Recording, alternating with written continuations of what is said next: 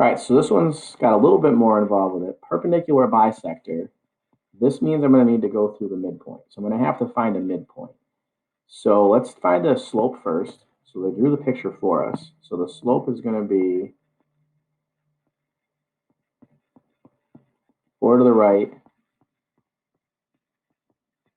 and down 8. So the slope is down 8 over 4. Because it's multiple choice, there's almost definitely going to be reduced, which is going to be that slope. So parallel is going to be the same thing. Perpendicular is that. So we're looking at that kind of a slope. Now, maybe we go down there and figure it out right now, but let's get the midpoint first. So we need to divide each of these by 2 to get the midpoint. So that means we're going 2 to the right, down 4. So 2 to the right, down 4 is going through right there. So that's the point it's going through, 0, 0, which is x1, y1. The slope is 1/2. So let's make our equation.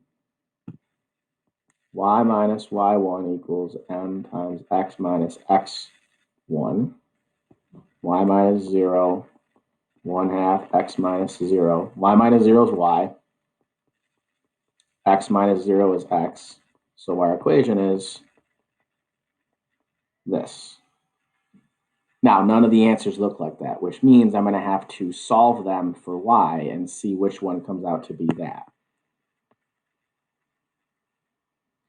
So if I look at these here, maybe you can tell, maybe you can't, but if it needs to be 1/2 x, I'm going to want the x to have a 1 in front of it to start with. Now, if you can't see this, you just solve all 4 for y.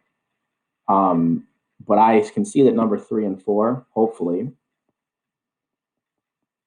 will end up giving me a 1/2 when I do the division.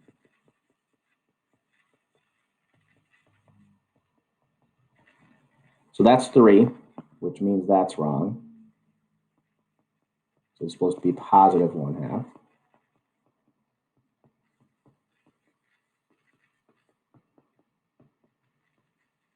That's 4, which is the correct answer.